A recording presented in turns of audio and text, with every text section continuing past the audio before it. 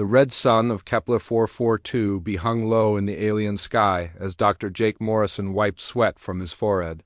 The planet's air was thick and warm, making every breath feel heavy in his lungs.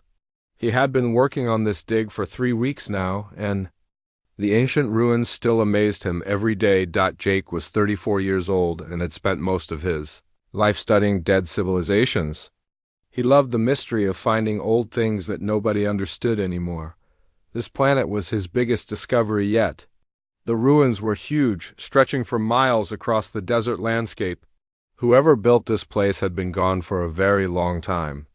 "Jake, come look at this," called Dr. Lisa Carter from across the dig site. She was his research partner and best friend. Lisa was smart and always found the most interesting pieces of old technology. She had her brown hair tied back in dirt on her clothes from crawling through the ruins all morning. Jake walked over to where Lisa was standing. She was pointing at a wall that rose up from the ground like a giant stone finger. The wall was covered in strange symbols that looked like nothing Jake had ever seen before. The symbols seemed to glow faintly in the dim light of the alien sun. "This wall is different from the others," Lisa said, running her hand along the smooth surface. "The stone is much older. I think it might be from the first builders of this city." Tony Rodriguez, their engineer, was setting up scanning equipment nearby. He was a big man with strong hands who could fix anything that broke. "The readings are weird on this one," he said, looking at his instruments. "There's some kind of energy signature coming from inside the wall." Amanda Brooks, their security chief, stood guard at the edge of the dig site. She was always watching for danger, even though they had not seen any signs of life on this planet.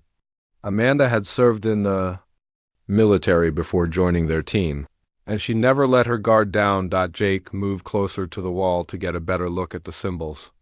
They were carved deep into the stone, but they also seemed to shimmer and move when he was not looking directly at them. He had never seen anything like this before in all his years of studying alien artifacts. "These symbols are not like the others we found," Jake said, tracing one with his finger. "They feel warm to the touch. And look how they seem to pulse with light." Lisa nodded and started taking pictures with her camera. "We need to document everything before we try to move any pieces. This could be the key to understanding what happened to the people who lived here." As Jake stepped back to get a better view of the entire wall, his foot caught on a piece of broken stone that was half buried in the sand. He stumbled backwards, trying to catch his balance, but his arms flailed wildly in the air. "Watch out!" Amanda called from her position, but it was too late. Jake's head struck the wall with a loud thud. The impact sent pain shooting through his skull, and he saw stars dancing in front of his eyes. He fell to his knees, holding his head in his hands. "Jake," Lisa rushed over to help him. "Are you okay?" But something strange was happening. The moment Jake's head hit the wall, the symbols began to glow brighter. The light spread across the entire surface like water flowing over stone. The wall started to hum with a low, musical sound that seemed to come from deep inside the rock. Jake felt dizzy and confused. The pain in his head was getting worse, but there was something else too. A warm feeling was spreading through his mind, like someone was gently touching his thoughts. Then he heard it. A voice, soft and melodic, speaking directly inside his head. "You saved me." Jake looked around, but nobody else was talking. Lisa was still kneeling beside him, checking his head for injuries. Tony was staring at his instruments with a confused expression. Amanda had her weapon ready, scanning the area for threats. "Did you hear that?" Jake asked, his voice shaky. "Hear what?" Lisa replied, feeling his forehead for bumps. "You hit your head pretty hard? Maybe you should sit down for a minute." The voice came again, clearer this time. "Please do not be afraid. I have been waiting so long for someone to find me." Jake realized that only he could hear the voice. He tried to focus on it, pushing through the pain in his head. "Who are you?" he whispered. "My name is Zara. I am trapped inside this wall. I have been here for 500 years, waiting for someone with the right kind of mind to free me." Jake's eyes widened. He looked at the glowing wall with new understanding. "You're inside the wall?"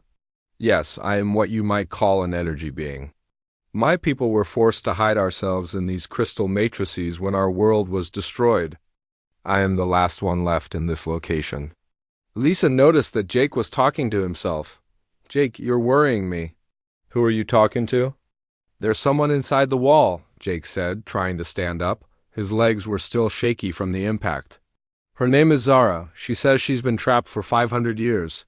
Tony's instruments were beeping rapidly now. The energy readings are off the charts, he said. Something is definitely happening inside that wall. Amanda moved closer, her weapon still ready.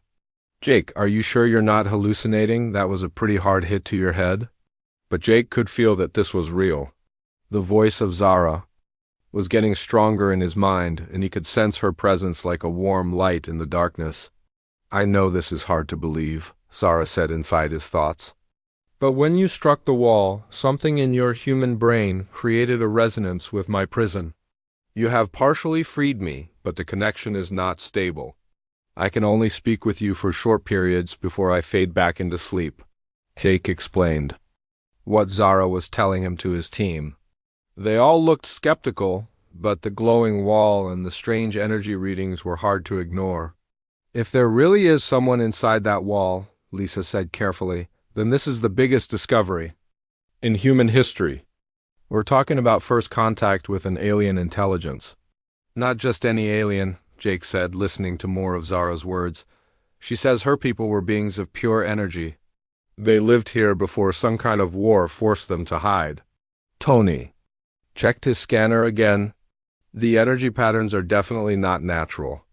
There's something organized about them, like they're following some kind of pattern or code. Amanda lowered her weapon but stayed alert. If Jake is right and there really is someone alive in that wall, then we need to be very careful. We don't know what we're dealing with. As if responding to their conversation, the wall pulsed brighter for a moment and Jake heard Zara's voice again. I do not have much time before I must rest again. But I must warn you about something important. My people were not the only ones who survived the Great War. There are others who have been looking for us for centuries. They want to use our power. For their own purposes. What kind of others? Jake asked out loud. Machines and hive minds. They destroyed our world and scattered us across the galaxy. If they detect that you have found me, they will come. And they will not be peaceful. The light from the wall began to fade, and Zara's voice grew weaker. I must sleep now. But please do not leave me here alone again. I have hope for the first time in 500 years. Then the wall went dark, and Jake felt the presence disappear from his mind.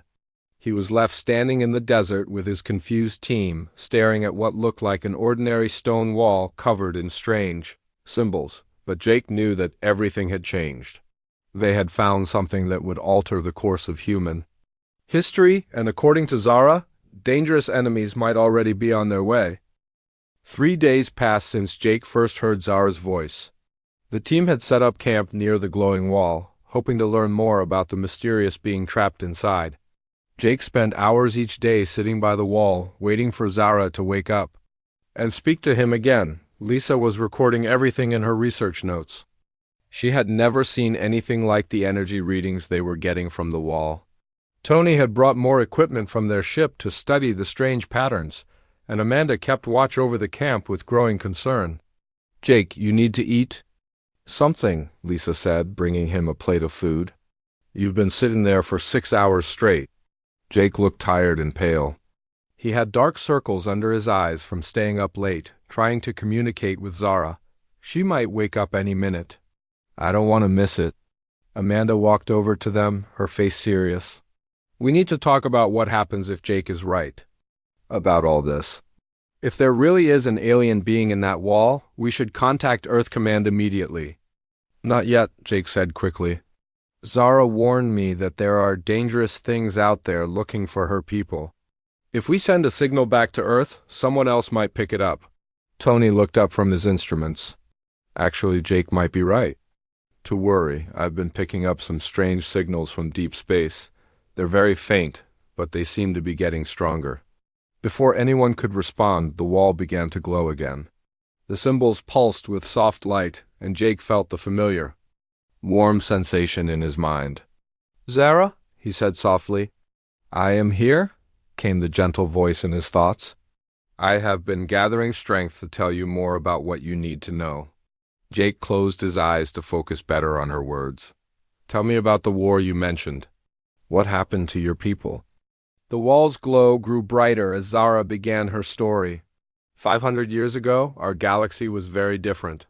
Many species lived in peace, trading knowledge and helping each other grow. My people, the ethereals, were teachers and healers. We could manipulate energy in ways that other species found useful. Jake repeated her words to his team so they could understand what was happening. Lisa was writing everything down as fast as she could. "But then two great powers began to expand across the galaxy," Zara continued.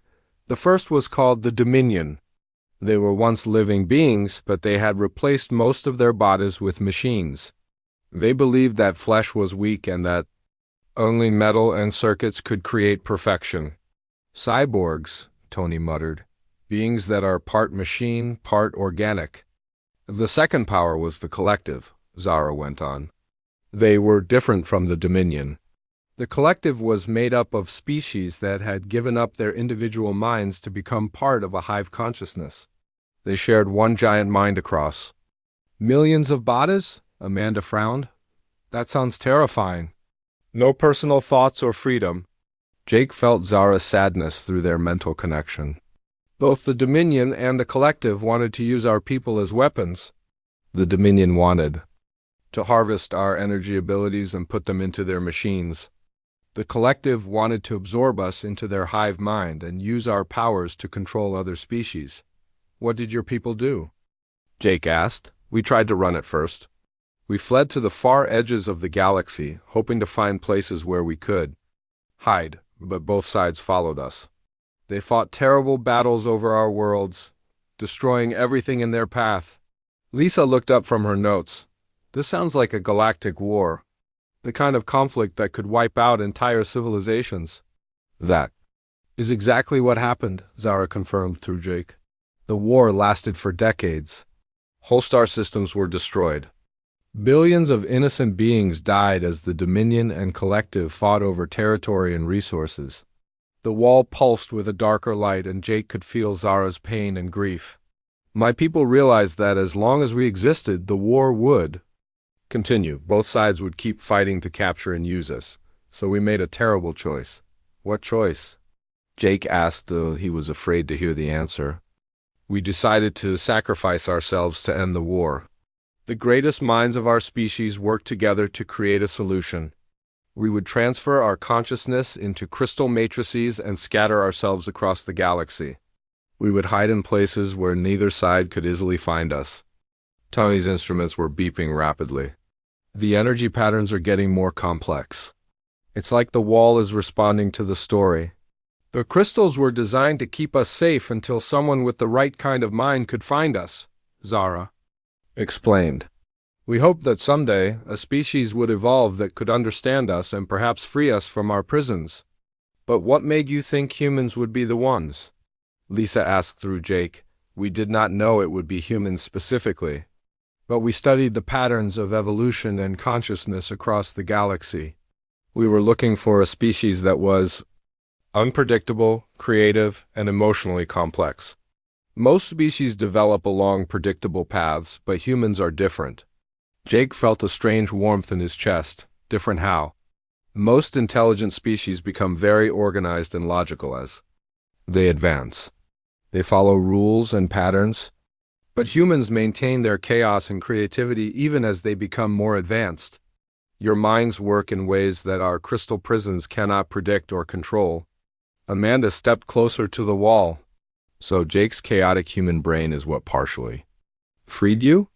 "Yes. When he struck the wall, his neural patterns created a resonance that no other species could produce. The unpredictable firing of human neurons matched the frequency needed to partially unlock my crystal matrix." Suddenly, Tony's instruments started beeping loudly. "Guys, we have a problem. Those deep space signals I mentioned? They're getting much stronger, and they're coming from multiple directions." The wall's glow flickered, and Jake felt Zara's alarm. They have found us, she said urgently. The automated systems on this planet were designed to send signals when an ethereal was discovered. I tried to stop them, but I was too weak. Who's coming? Jake asked. Both sides. The Dominion and the Collective have been monitoring the galaxy for centuries, waiting for signs of ethereal activity. They never stopped looking for us. Amanda was already moving toward their communication equipment. We need to get a message to Earth immediately. If hostile aliens are coming, our people need to know. Wait, Zara said through Jake. There is something else you must understand. This wall contains more than just my consciousness. There are 12 others trapped here. With me, if you can find a way to free us all, we can help you fight what is coming. Lisa's eyes widened. 13 alien beings trapped in one wall? This is incredible. But freeing us will be dangerous, Zara warned. The process requires a human to maintain mental contact with the crystal matrix while channeling chaotic neural patterns through the entire structure. It could damage or destroy the human mind. Jake felt a chill run down his spine. How dangerous? I do not know. It has never been attempted before. But without our help, your species will not survive what is coming. The Dominion and Collective have had 500 years to grow stronger. They have weapons and technologies that could destroy your entire civilization. Tony's instruments were screaming now. Multiple ships dropping out of hyperspace at the edge of the system. They're big, and they're heading straight for us? The wall pulsed frantically, and Zara's voice became urgent. You must decide quickly. Will you try to free us and risk everything, or will you try to run and hope that your people can survive on their own? Jake looked at his team. Lisa was pale but determined. Tony was gathering his equipment, ready to move. Amanda had her weapon ready and was scanning the sky for incoming threats. How long do we have? Jake asked. Based on their approach speed, maybe 6 hours before they reach the planet, Zara replied. But they will scan the surface long before they land. They will know exactly where we are. The wall's glow began to fade again. I must rest now to save my strength. But please, think about what I have told you. The choice you make will determine the fate of both our species. As Zara's presence disappeared from his mind, Jake stood up and faced his team. The ancient war was about to begin again, and somehow humanity had been thrown right into the middle of it. We need to make a decision, he said, looking at each of his friends. And we need to make it fast. The first ships appeared in the sky just as the red sun began to set. Jake and his team watched from their camp as dark shapes moved across the orange clouds like giant metal birds. The ships were huge, much larger than anything humans had ever built. Count them, Amanda said, holding her binoculars steady. I see at least 12 vessels in the first wave. Tony was frantically working on his equipment, trying to boost their communication systems. I'm getting readings on their technology. These ships are way beyond anything we have. Energy weapons, advanced shields, the works. Lisa grabbed Jake's arm. We need to contact Earth right now. Our people have no idea what's coming, but Jake was focused on the wall. The symbols were glowing faintly, and he could feel Zara stirring in his mind. She's waking up, he said. Maybe she can tell us more about what we're facing. The wall pulsed with light, and Zara's voice filled his thoughts. They are here sooner than I expected. The lead ship belongs to Commander Vex of the Dominion. He has been hunting ethereal refuges for 3 centuries. What does he want? Jake asked. The same thing his people have always wanted. To capture and use our power for their machines. Vex has modified his body so much that he is more machine than living being now. He feels no mercy, no emotion, only the drive to complete his mission. Amanda was setting up defensive positions around their camp. Jake, we need to know what kind of weapons they have. Can your friend tell us what we're up against? Jake relayed the question to Zara. Her response made his blood run cold. Vex's ships carry energy disruptors that can shut down most technology. They also have capture devices designed specifically to trap energy beings like my people. But most dangerous of all, they have been developing weapons that can destroy consciousness itself. That's not possible, Lisa said when Jake told her. Consciousness isn't something you can destroy with a weapon. For most species that is true, Zara replied through Jake. But the Dominion has learned to target the quantum patterns that make up thought and memory. They can erase a mind completely, leaving just an empty shell. The ships were getting closer now. Jake could see smaller craft breaking away from the main vessels and heading toward the planet's surface. They're landing, he said. Tony looked up from his work. I've managed to boost our signal. We can send a message to Earth, but it will take weeks to reach them through normal space. Do it, Amanda ordered. Send everything we know about these aliens and their technology. Even if we don't make it out of here, at least Earth will have some warning. As Tony began transmitting their message, the wall suddenly blazed with bright light. Zara's voice was urgent in Jake's mind. More ships are coming from the other direction? The collective has arrived as well. Jake felt his heart sink. How many? At least 20 vessels. They are led by an entity called the Prime Node. It controls thousands of individual bodies across multiple ships. The collective wants to absorb my people into their hive mind and use our abilities to control other species. Amanda cursed under her breath. So we're caught between two hostile alien fleets. This just keeps getting better. The First Dominion. Landing craft touched down about a mile from their position. Jake watched through binoculars as the side of the ship opened like a flower. Strange figures emerged, moving with mechanical precision across the desert sand. They don't look completely human, Lisa observed, taking her own look. Some of them are mostly machine parts. Those are Dominion soldiers, Zara explained. They replace their weak organic parts with stronger mechanical ones. The process makes them powerful but also removes most of their emotions and creativity. More ships landed around the ancient city. Soon, Jake could see dozens of figures spreading out across the ruins, searching for something. Their movements were too coordinated, too perfect to be natural. The collective forces are landing on the other side of the city, Zara continued. They look more like your original forms, but they share one giant mind. They move together like parts of a single organism.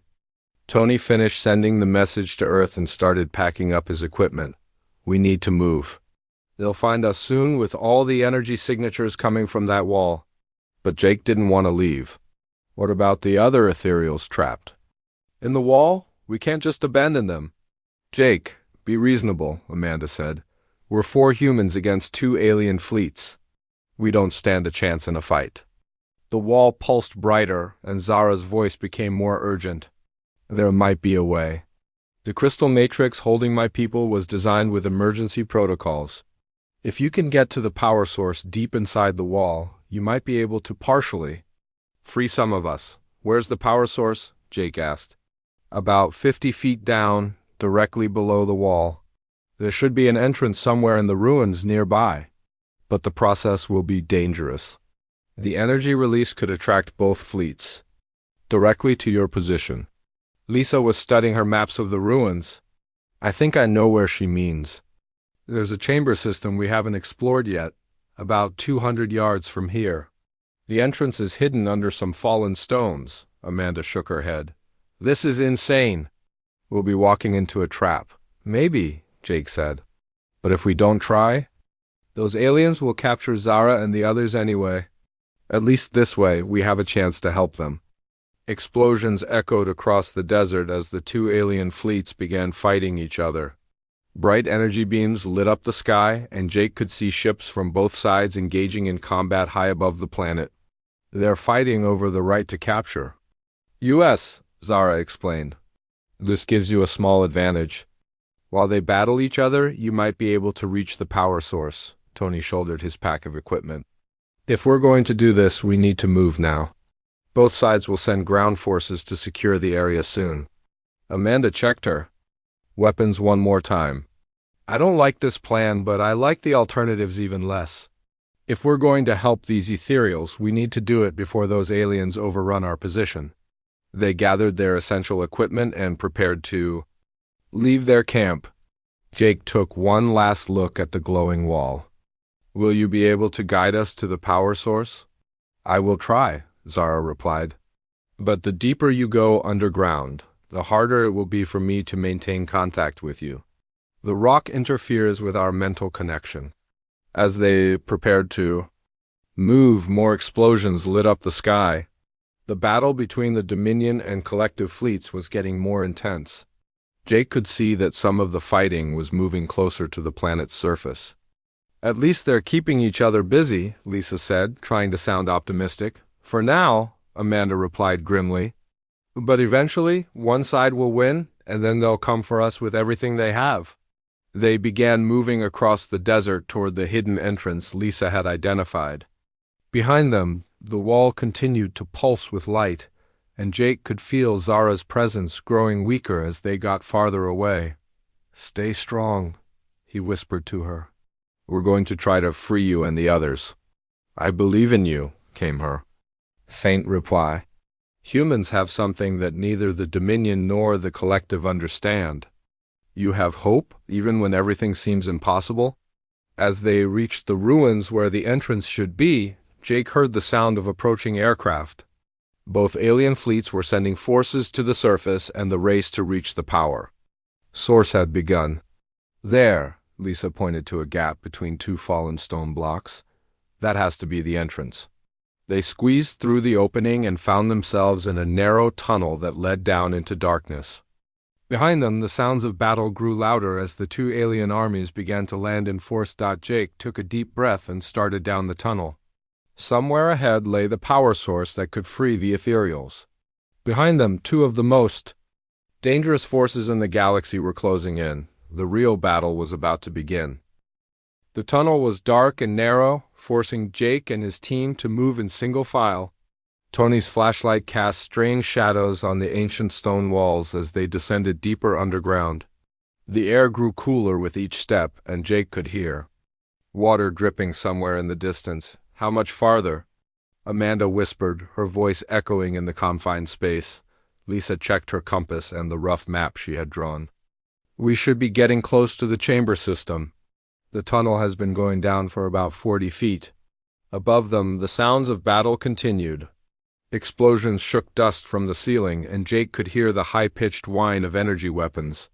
The two alien fleets were still fighting each other, but he knew that wouldn't last forever. The tunnel opened into a larger chamber carved from solid rock. Strange crystals embedded in the walls gave off a soft blue light, making it possible to see without flashlights. In the center of the chamber stood a massive pillar of the same crystal material that made up the wall above. This has to be it, Jake said, approaching the pillar carefully. I can feel something here, like electricity in the air. Tony set up his equipment and began taking readings. The energy levels are incredible. This thing is like a giant battery. That's been charging for centuries. Lisa walked around the pillar, studying the symbols carved into its surface. These markings are different from the ones on the wall above. They look more like instructions or warnings. As Jake got closer to the pillar, he felt a familiar warmth in his mind. Zara's voice was weak but clear. You found it. The power source that keeps all our crystal prisons stable. What do I need to do? Jake asked. You must place your hands on the pillar and open your mind to the crystal matrix. But Jake, I must warn you again. This process will be more dangerous than our first contact. You will need to channel your human neural patterns through the entire network of crystals. The strain could damage your mind permanently. Jake looked at his team. Lisa was worried but supportive. Tony was focused on his instruments. Amanda was watching the tunnel entrance for any sign of pursuit. The aliens will find us soon, Amanda said. We need to make a decision. Above them, the battle sounds were changing. The explosions were becoming less frequent, and Jake could hear the heavy footsteps of soldiers moving through the ruins. One side is winning, Tony observed grimly. They'll be down here looking for us within the hour. Jake made his choice. He walked up to the crystal pillar and placed both hands on its smooth surface. Immediately he felt a surge of energy flow through his body. The crystals in the chamber began to glow brighter, and he could hear a low humming sound. Jake, Lisa called out in alarm. Your vital signs are spiking. Your heart rate is going through the roof. but Jake was already deep in the connection. He could feel not just Zara's presence, but 12 other minds awakening in the crystal network. Each ethereal had a different personality, different memories, different hopes and fears. "We are all here," Zara said inside his thoughts. "My people are ready to be freed, but you must be the bridge that connects us to the physical world." The process was more painful than Jake had expected. His human brain was trying to process alien thoughts and energy patterns that were never meant to work together. He felt like his skull was being split open from the inside. "The neural patterns are becoming unstable," Tony reported, watching his instruments with growing concern. "Jake, you need to stop before you cause permanent damage." "I can't stop now," Jake gasped, his hands still pressed against the pillar. "They're almost free." One by one, Jake felt the ethereals breaking free from their crystal prisons. Each liberation sent shockwaves through the underground chamber. Cracks appeared in the walls and loose stones fell from the ceiling. "The whole place is coming apart," Amanda warned. "We need to get out of here." But Jake was committed to the process.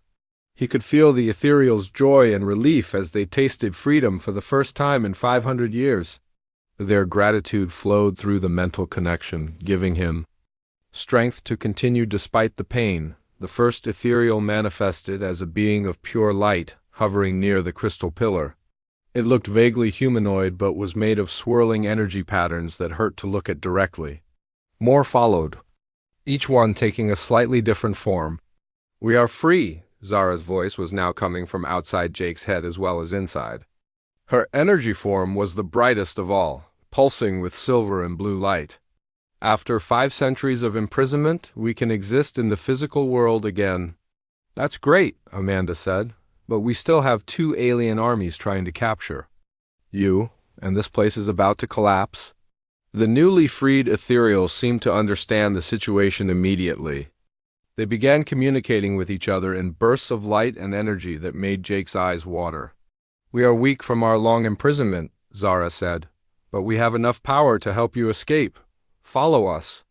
The ethereals moved through the chamber, like living lightning, leading Jake and his team toward a different tunnel that Jake hadn't noticed before.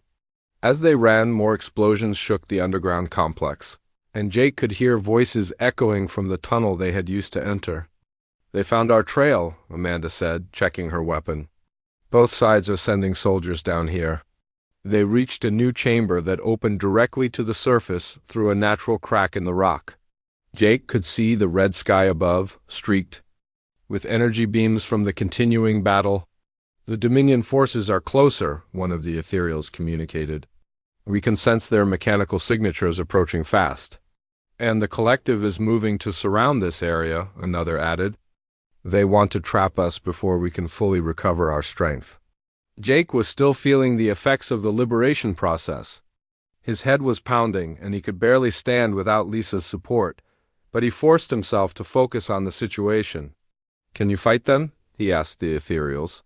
"We are still recovering our full abilities," Zara replied, "but we have learned much about warfare during our imprisonment. We know the weaknesses of both our enemies." Tony was monitoring the alien communications. "The Dominion Commander Vex is personally leading a strike team toward our position, and the collective Prime Node is coordinating a massive assault from the other direction." "Then we make our stand here," Amanda said, taking up a defensive position. "At least we have some cover." The ethereals began to glow brighter, drawing energy from the crystal network still embedded in the rock around them. Jake could feel their power growing stronger by the minute. "There is something you should know," Zara said to Jake. "The Dominion has brought weapons designed specifically to capture energy beings like us. They call them consciousness traps. If we are caught in one, we will be enslaved to their machines forever. And the collective wants to absorb us into their hive mind," another ethereal added. "They believe that individual consciousness is inefficient and should be eliminated." Jake realized that this wasn't just about rescuing the ethereals anymore. This was about stopping 2 galactic powers from gaining weapons that could threaten all free-thinking species. "We won't let that happen," he said firmly. The first Dominion soldiers appeared at the entrance to the chamber. They moved with mechanical precision, their bodies more machine than flesh. Their weapons hummed with energy, designed to disrupt organic neural systems. At the same time, collective forces emerged from other tunnels.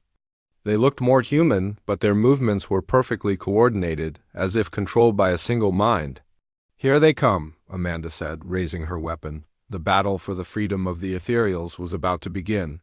Jake stood with his alien friends, ready to fight for something bigger than himself. The liberation was complete, but the real test was just starting. The battle erupted like lightning across the chamber. Dominion soldiers fired their energy weapons at the ethereals, while collective forces moved in perfect formation to surround them. Jake and his team found themselves in the middle of a war that had been raging for 500 years. Amanda opened fire on the nearest Dominion soldier, her bullets sparking off its metal armor. "My weapons aren't doing much damage," she shouted over the noise of battle. The ethereals responded with their own attacks. Beams of pure energy shot from their glowing forms, striking both Dominion and collective forces. When the energy hit the enemy soldiers, their weapons stopped working and their movements became confused. "We are disrupting their electronic systems," Zara explained to Jake as she fought. "But they have backup systems and shielding. We cannot hold them off for long." Commander Vex appeared at the chamber entrance, his body more machine than living flesh. Only his eyes remained human, and they burned with cold hatred. He carried a strange device that hummed with dark energy. "Ethereals," Vex said in a voice that sounded like grinding metal. "You have hidden long enough. The Dominion requires your power for the greater good of the galaxy." "Your idea of good is slavery," Zara replied, her light blazing brighter. "We will never serve your machines." Vex activated his device, and Jake felt a chill run through the chamber. The consciousness trap was designed to capture energy beings and lock them in mechanical prisons. Several of the weaker ethereals began to flicker as the device pulled at their essence. "Jake," Lisa called out from behind a fallen stone, "the ethereals are getting weaker. That machine is draining them." From the other side of the chamber, the collective prime node entered with a dozen perfectly synchronized soldiers. The prime node looked human but moved with unnatural coordination. When it spoke, all of its soldiers spoke the same words at the same time. "Individual consciousness is chaos," the prime node said through multiple mouths. "Join the collective willingly, and your suffering will end. We will make you part of something greater than yourselves." "We've seen your version of greatness," another ethereal replied. "A galaxy of empty shells with no thoughts of their own." The prime node activated its own device, a neural disruptor that could force individual minds to merge with the collective. Jake felt his own thoughts becoming fuzzy as the machine targeted all conscious beings in the area. Tony was working frantically with his equipment, while dodging energy blasts. "I'm picking up massive power signatures from both devices. They're designed to work together." "What do you mean?" Jake asked, struggling to think clearly through the mental interference. "The Dominion and Collective aren't really enemies," Tony realized.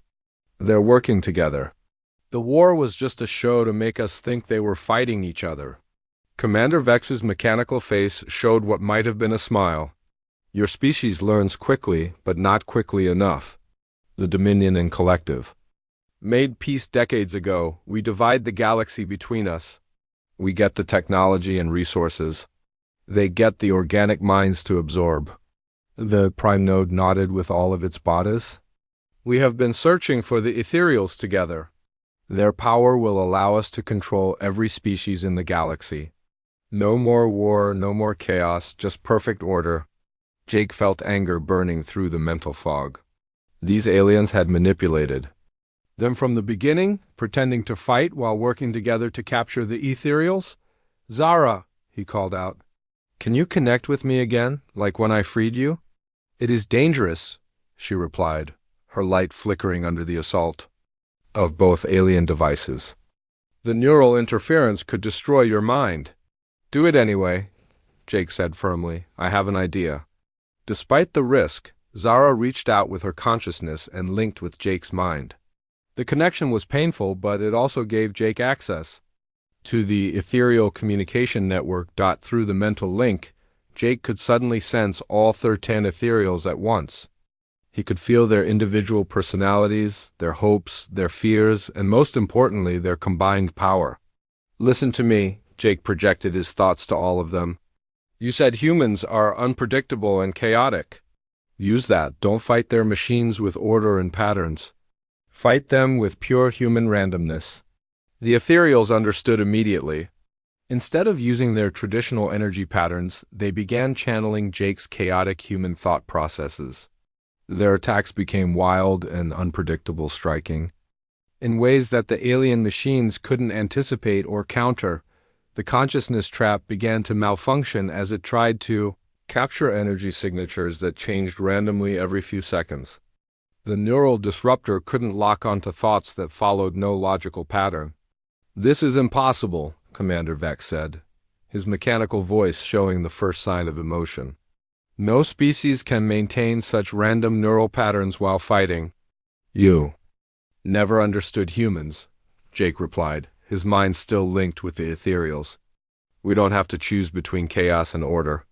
We can be both at the same time." Amanda and Lisa joined the fight with renewed confidence. They began using unpredictable tactics, changing their positions randomly and attacking from unexpected angles. Tony used his technical knowledge to target the weak points in both alien devices. The ethereals grew stronger as they learned to channel human creativity. Their energy forms began to shift and change in ways that confused both the Dominion sensors and the collective's hive mind calculations.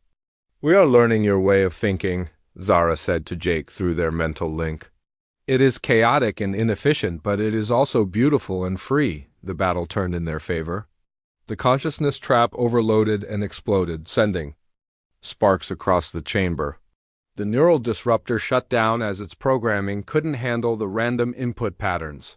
Commander Vex retreated with his remaining soldiers, his cold eyes promising that this was not over. "The Dominion will return with more powerful weapons. You cannot hide from us forever." The Prime Node also began to withdraw its forces. "The collective will adapt to your chaos. We will find a way to absorb your randomness and make it part of our order." As the alien forces retreated, Jake collapsed to his knees. The mental strain of connecting with 13 ethereal minds while maintaining chaotic thought patterns had pushed him to his limits. "Are you okay?" Lisa asked, helping him sit up. "I think so," Jake replied weakly. "Just give me a minute to remember how to think like a normal human again." The ethereals gathered around them, their light forms pulsing with gratitude and newfound hope. "You have given us something we thought we had lost forever," Zara said. "The ability to be truly free." "What happens now?" Amanda asked. "Those aliens will be back, probably with bigger fleets." "Now we prepare," Zara replied. "We will help your species develop new technologies that combine ethereal energy manipulation with human creativity. Together we can defend against both the Dominion and the collective." Tony was already thinking about the possibilities. "Imagine what we could build with their energy abilities and our engineering knowledge." "But first, we need to warn Earth," Jake said, getting back to his feet. "Humanity needs to know what's coming." The ethereals began working together to boost their communication equipment. Within hours, they had sent a detailed message to Earth that would arrive in days instead of weeks. "We will stay here and help you prepare defenses," Zara said. "This planet can become a base where both our species can work together." Jake looked around at his team and his new alien friends. 3 days ago, he had been a simple archaeologist studying old ruins. Now he was part of the first alliance between humans and energy beings. "The galaxy is going to be a very different place," he said. "Yes," Zara agreed. "And that change begins with the friendship between our peoples. The Dominion and Collective believe that order and control are the only ways to maintain peace. We will show them that freedom and chaos can be just as powerful." Standing in the chamber surrounded by beings of pure light, Jake realized that this was just the beginning. The real adventure was about to start, and humanity would face it with allies who understood the value of individual thought and creative chaos. The age of galactic war was ending, and the age of the human ethereal alliance was about to begin.